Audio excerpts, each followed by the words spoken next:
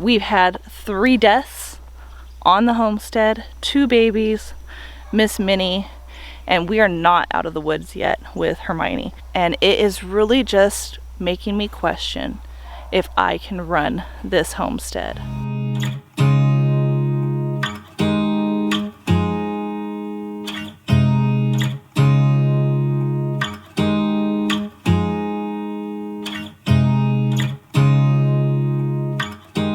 Friends, it has been a very interesting couple weeks here on the homestead. There has been so much going on. I will drop a little snippet right in here of what happened 2 weeks ago. Well, good evening, friends. It is really late. It's almost 12 o'clock at night here on the homestead, and unfortunately tonight we are doing something that we didn't want to do. Right over here we have Miss Minnie. She has been down for a few days now. She has stopped walking, she has stopped eating, she has stopped drinking. A couple weeks ago we noticed that she was limping on her one leg, that she was injured last year by Pumbaa, our male pig, and it has flared up to the point where she can't even walk on it anymore, and now it's affecting her eating and drinking. So unfortunately tonight we are going to go ahead and call Miss Minnie before she passes away from something else. We don't want all this meat to go to waste. We have been raising her for 2 years, almost 2 years now, and we had high hopes that she would be a breeder pig, but unfortunately her life has come to an end. And tonight we're gonna go ahead and process her. We waited for the coolest night, and the coolest night happened to be a night that is storming. We have thunderstorms coming, we have tornado warnings, and you gotta do what you gotta do. Hubby works all next week, so now is the only time that we have to go ahead and process her. So that's what we're doing. We will bring you along for bits and pieces of it. I will not be showing the killing, but I'll be showing you little pieces of everything else. Let's get started. It's gonna be a long night. We were in 90-degree weather here at home, and that is not good. We did not have adequate freezer space to put a whole hog or half a hog in. So we made the quick last-minute decision. Hubby called off work and we waited until midnight, and we decided to go ahead and process her at midnight, the coolest part of the day, which was at night. We worked on her until 6 o'clock the next morning. We did the primary cuts that night, and then the next day we went ahead and cut those primary parts into smaller parts that we can put in the freezer. So we thought, okay, we're done. But at the same time that we were doing all that is when we noticed Miss Hermione looked very large, and we noticed her teats had started to drop. So we're like, oh my gosh, she's pregnant. We had no idea when she got bred because we've never seen her come into heat. We have never seen Hagrid on her. So we were completely clueless as to how far along she was. I went ahead and estimated that maybe she got bred June 1st, and she was about a month along.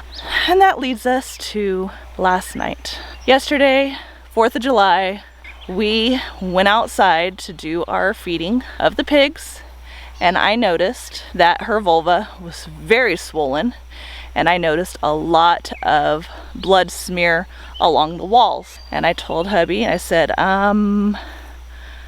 she's gonna be going into labor. She is a lot further along than we thought she was, and she's going to be going into labor, if not tonight, within a week. So we started thinking about that and what we're gonna need to do, what do we have, what we don't have, and we came to the conclusion that we probably have a couple days. We should be good. We had a big, huge firework display that the previous owner had purchased, and she and her whole family were coming to the homestead, and they were going to be putting on this huge fireworks display at our house. So we were focused 100% on the fireworks and getting everything cleaned up and getting it ready for everybody to come. Decided to go check on Hermione again before all the festivities started, give her a little extra feed, and that's when I noticed her pushing. And I looked down, and what did I see? I saw a hoof.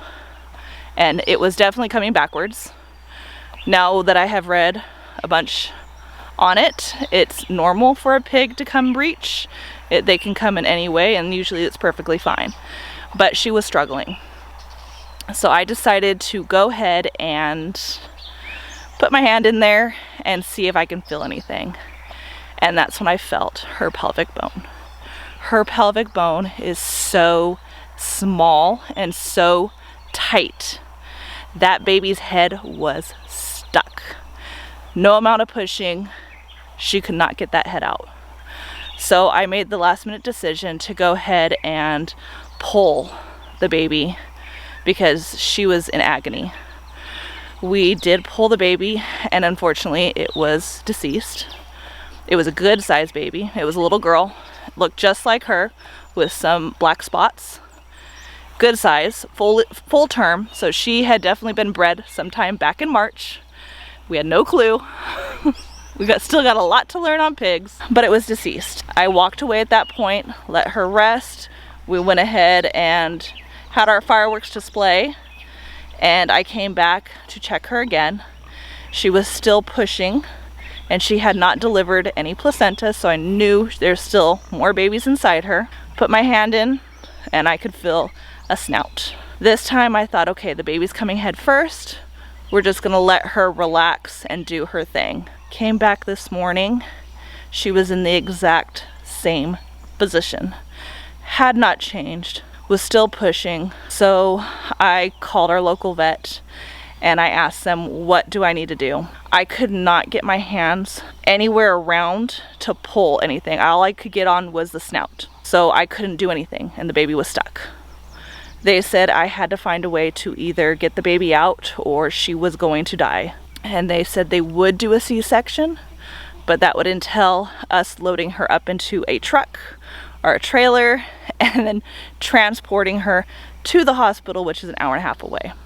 I knew that was not going to happen. So last minute effort is I decided to go ahead and get lubed up really good with some Vaseline. That's all I had on hand. And I went in and I got as far back as I could, which was not very far. And I was able to get the ears to come through. Hubby made a noose. I was able to get that around the head and pull the baby out. It took him and I pulling to get it out. That's how stuck it was. I already knew that baby was gone too. As soon as we delivered that baby, then the placenta and everything else had come out. So I knew 95% sure that she was not going to be having any more. But I decided, let me call the vet back, let them know what just happened, let them know what I'm feeling, what I'm seeing. They said it's very unlikely that she just had 2. Giving pigs have at least 6. But there is that chance that yes, it was a first time freshening. It's very possible that she just had the 2. But they said to go ahead and go into town, and they were going to be putting in an order for oxytocin, which would help stimulate labor if she fell off the labor and still had babies to deliver. They also ordered an antibiotic because I had to go up inside her, want to make sure she's not getting an infection. And they also ordered a anti-inflammatory, which would help with the swelling as well as reduce any fever that she might have. So went to town, picked up those 3 injections, and I'll drop down in here what happened with giving those 3 injections. Well, we just got back from town and we went ahead and picked up 3 shots that we need to go ahead and give Hermione. One is an antibiotic, one is oxytocin, and the other one is an anti-inflammatory, and one that will also help with any fever. So all 3 of these I need to go ahead and give to her now. She is pretty much passed out right there. She's in mud, so I know she definitely has a fever, and she is very, very tired. It's been a long, long day for her. We're gonna go ahead and give these into her neck. Hopefully she doesn't freak out on me. So I went ahead and put some iodine around the areas that I'm going to be giving the injection, just to help prevent any infection. And I also will be putting this on her backside because I did have to go up inside her to pull those piglets out. So I want to try to keep that area as clean as possible. So I'm also going to put a little bit of this on her backside as well. So I went ahead and put that. So I'm going to go ahead and do our first injection. I'm gonna inject it in, and I will pull back to make sure that there is no blood, that I'm not in a vein. If I see blood, I will pull out and put it in a different location. You don't want to shoot this directly into her vein. So, wish me luck.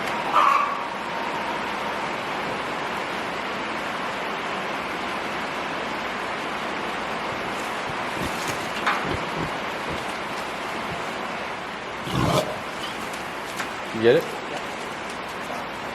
One more. I was able to get 2 in. I still have 1 more, but she jumped up.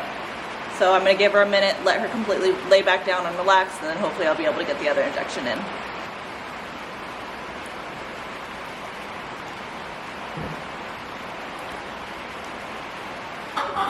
Well, she picked the absolute worst spot to go and lay down, because that whole side that she is showing me is completely muddy. Would not be a good idea to go ahead and put an injection in that area. So I'm gonna let her be, and hopefully in about an hour or so we'll come back out and check on her, and if she's moved positions, then I'll go ahead and give her the 3rd injection. They're not labeled, so I do not know what is what at this point. I've given her 2, this is the last one. So we'll be back in about an hour, and hopefully she's moved positions. I'm gonna try to give her some food right now and see if she'll eat.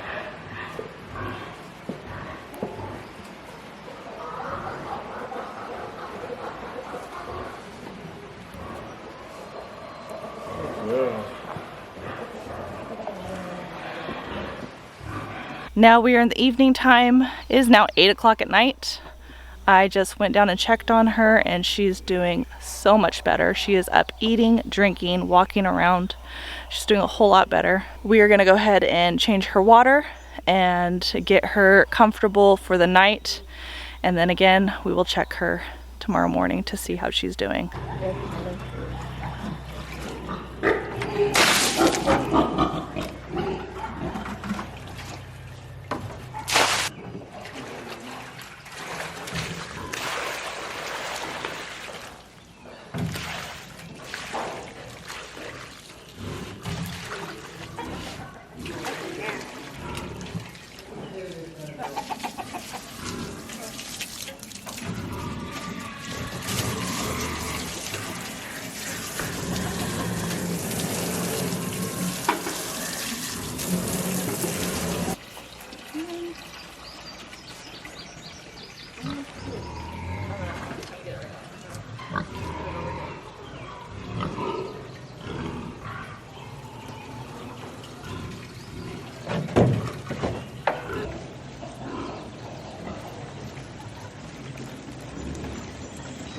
All right, friends, so it has been about 4 hours since I went ahead and administered those antibiotics, the oxytocin, and the anti-inflammatory.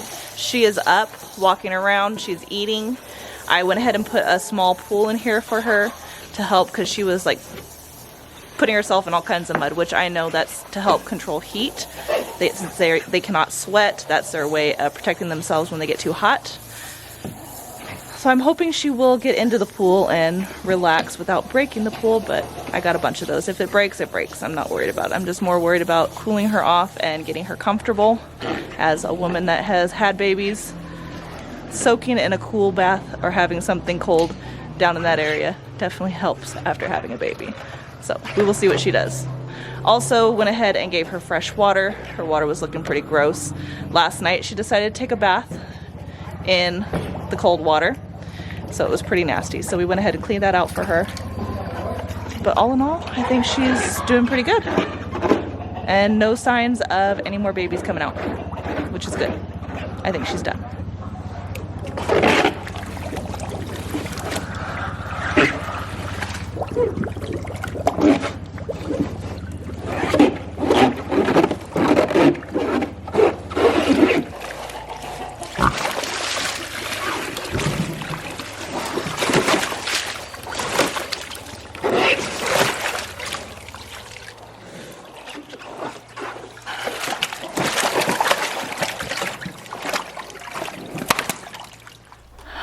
But friends, these 2 very traumatizing events.